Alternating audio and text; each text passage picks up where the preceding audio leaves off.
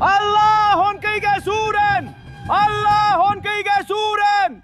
Ameerika nafta hävitamine! Ameerika Ühendriigid on äsja kasutanud sõja tugevaimat tulejõudu. Hävitava uue rünnakulaine käigus heidavad Ameerika B-2 vargpommitajad nüüd 30 000 naelaseid punkripurustajaid otse Iraani kõige salajasematele tuuma- ja raketitehastele. Häving on nii katastroofiline, et Teheran palub nüüd salaja Vladimir Putinit, et aitaks neil vaherahu alistumise läbi rääkida. Lubage, ma näitan teile, mida ma mõtlen. Alustame admiral Brad Cooperi avaldusest, kes juhib USA keskväe juhatust. Selles avalduses kinnitab ta rünnakuid Iraani raketitootmisrajatiste vastu. Kuulake. Alates kampaania esimesest ööpäevast on Iraani raketi- ja droonirünnakud järsult vähenenud. Iraani väed sihivad teadlikult tsiviilisikuid laheäärsetes riikides ja varjuvad samal ajal omaenda inimeste taha, rünnates tihedalt asustatud Iraani linnadest. Operatsiooni efektuuri jõud ei kaitse end vaid Iraani ohtude eest. Me lammutame neid süstemaatiliselt, tabades Iraani rakette ja droone ning rünnates samal ajal ka nende kaitsetööstuslikku baasi. Näiteks eelmisel ööl tabas meie pommitusjõud suurt ballistiliste rakettide tehast. Meil on satelliidipildid, millega saame neid kohti vaadata.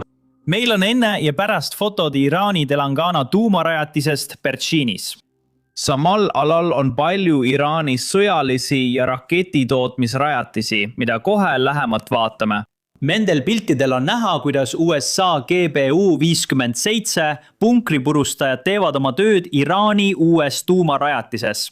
Need on samad 30 000 naelased punkripurustajad, mida USA kasutas operatsioonis Kesköö Haamer.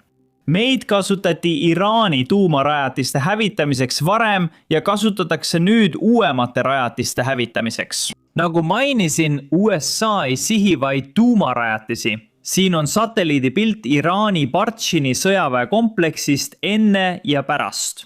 Siin näeme, et rünnakud on hävitanud või tõsiselt kahjustanud mitu hoonet. Rünnakute täpsus on tõeliselt hirmutav. Ühtegi laskemoona ei raisata hoonetele, mis pole olulised. Kõik läheb otse tähtsatesse hoonetesse, midagi ei raisata teedele ega hoonete ümbrusesse. Rõhutuseks näitan teile midagi Iraani suhtes lugupidamatut. Vaadake seda kaadrit hoolikalt. See on kaader, kus USA hävitab Iraani taktikalise pommitaja Su-22.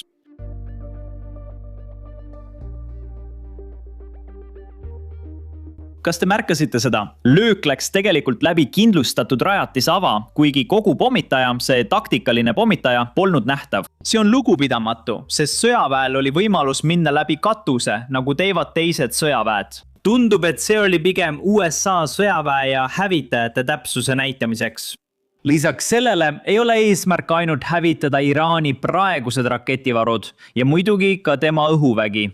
Eesmärk on hävitada ka nende tulevik, sealhulma droonide ja Iraani rakettide tehased. Siin kinnitab minister Hexet seda pressikonverentsil, arvan, et 2 päeva tagasi. Kuulake. Kõige olulisem komponent, mida tahaksin täna rõhutada. Peagi hävitatakse kõik Iraani kaitsetööstuse ettevõtted.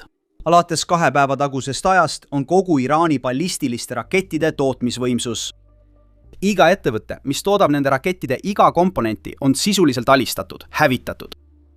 Kogu Iraanis on hävitatud hooneid, komplekse ja tootmisliine. Nii et me tulistame alla ja hävitame need raketid, mis neil veel laos on, aga mis veelgi tähtsam, tagame, et neil poleks enam võimalust uusi toota. Nüüd, selle kõige keskel esitab Iraani president oma nõudmised relvarahu kohta. See on see sama mees, kellel pole isegi oma riigis tegelikku võimu. Olen kindel, et mäletate, kuidas ta hiljuti vabandas Iraani tegude pärast Pärsia lahe riikide ees. Mõni tund hiljem teatas Iraani sõjavägi, et president ei tea, millest räägib ning Iraan ei vabanda kellegi ees. Ja tead mis veel, president pidi oma sõnad tagasi võtma. President ütles, et rääkis Putini ja Pakistani presidendiga ning Iraan lõpetab sõja, kui tunnustatakse nende seaduslikke õigusi, makstakse reparatsioone ja antakse garantiid tulevase agressiooni vastu. See tundub üsna illusoorne, sest neil pole isegi õhuruumi üle kontrolli. Siin on aga midagi huvitavat. kuigi Iraan ütleb avalikult, et nad ei hakka läbi rääkima enne, kui nende nõudmised on täidetud, paistab, et nad pakuvad tegelikult salaja mingisugust alistumist. Vaadake ise, selle kinnitas Venemaa. Ja pidage meeles, Iraani president ise kinnitas oma avalduses, et ta rääkis hiljuti Putiniga. Arvan, et umbes samal ajal helistas Putin Trumpile ning Venemaa mainis relvarahu võimalust. Venemaa väitel on Iraan valmis andma 400 kilogrammi rikastatud uraani Venemaale hoiule, mis poleks esmakordne. Tegelikult tegi Venemaa 2015. aastal midagi sarnast, kui nad võtsid vastu Iraani rikastatud uraani, kui Iraan allkirjastas tuumaleppe. Kuid siiski, kui Iraan on valmis oma rikastatud uraanist loobuma, oleks see suur samm, sest me teame avalikest kommentaaridest enne sõda, et Iraan keeldus läbirääkimiste ajal sellest uraanist loobumast. Nüüd, nähes oma sõjaväe tegelikku toimimist sõjas, arvan ma, et nad on valmis selle loovutama. Kuid vaatamata kõigele sellele lükkasid USA selle pakkumise tagasi ja ma arvan, et see on sellepärast, et Iraan ei ole valmis oma rikastamisvõimekuse üle läbi rääkima. Nad nõustuvad uraanist loobuma, kuid soovivad säilitada rajatised, et tulevikus rohkem toota. See on sama probleem, mis enne sõda. Iraan ei loobu pommi ehitamise võimalusest, isegi kui nad lubavad, et ei soovi pommi ehitada. See ongi põhjus, miks see on vastuvõetamatu. Iraan on juba näidanud, et on valmis rikastama uraani rohkem kui tuumareaktorid vajavad. Meil on 60% rikastatud uraan, mida tuumaenergia jaoks pole vaja, vaid pommi ehitamiseks. Ja kuna nad on juba tõestanud, et on valmis reegleid rikkuma, on neid palju raskem usaldada rikastamisvõimekusega. Arvestades, et kõik, mida pead tegema, on tsentrifuugid kiiremini tööle panna, et saada uraani, mida saab kasutada tuumapommi ehitamiseks. Praegu käivad läbirääkimised rahvusvahelise koalitsiooni moodustamiseks Hormuse väina kaitseks. President Trump ütles järgmist. Mitmed riigid, keda mõjutab Iraani katse sulgeda Hormuse väina, saadavad koos USA-ga sõjalaevu, et hoida väin avatuna ja turvalisena. Oleme hävitanud kogu Iraani sõjalise võimekuse, kuid neil on siiski lihtne saata droon, et paigaldada miin või toimetada lühimaa rakett veeteedele või nende äärde, hoolimata suurtest kaotustest. President Trump palub Hiinal, Prantsusmaal, Jaapanil, Lõuna-Koreal, Ühendkuningriigil ja teistel saata oma sõjalaevad väina kaitseks. Trump ei öelnud, millised riigid saadavad sõjalaevu, kuid tema nimekirjas selgub, et paljud siiski ei saada. Minu jaoks on kõige huvitavam Prantsusmaa, eriti viimaste Prantsuse ministrite avalduste tõttu.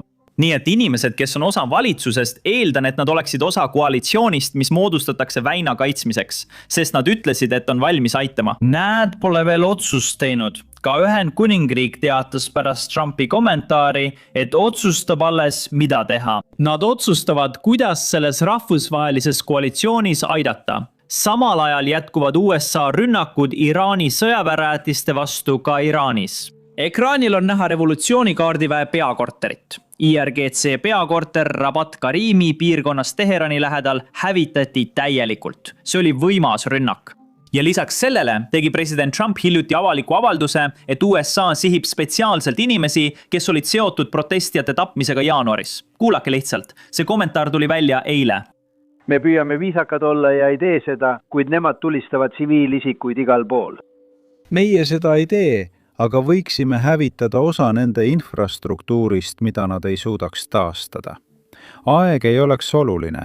Nad ei suudaks seda taastada ja oleme otsustanud seda mitte teha. Oleme neid tugevalt tabanud. Ma mõtlen, neil ei ole praktiliselt mingit sõjaväge enam alles. Neil on ainult jõugud, kes ringi liiguvad.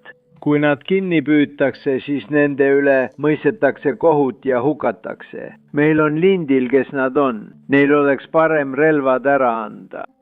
Aga tead, meil on lindistused mõnest neist inimestest, kes käivad ringi ja tulistavad meeleavaldajaid. Võib-olla kõigist neist, me paneme kõik kokku. Meil tekib pärast suuri probleeme. Kas neid on juba sihikule võetud? Ma ei ütle seda, meil on palju lindistusi ja meil on palju inimesi. Me teame täpselt, kuidas nad välja näevad. Ja nad lähevad välja ja tulistavad protestijaid lihtsalt selle eest, et nad seisavad. Mitte millegi tegemise eest, vaid lihtsalt tänaval seismise eest. Nad on tapnud inimesi ja enne selle algust tapsid nad 32 000 inimest.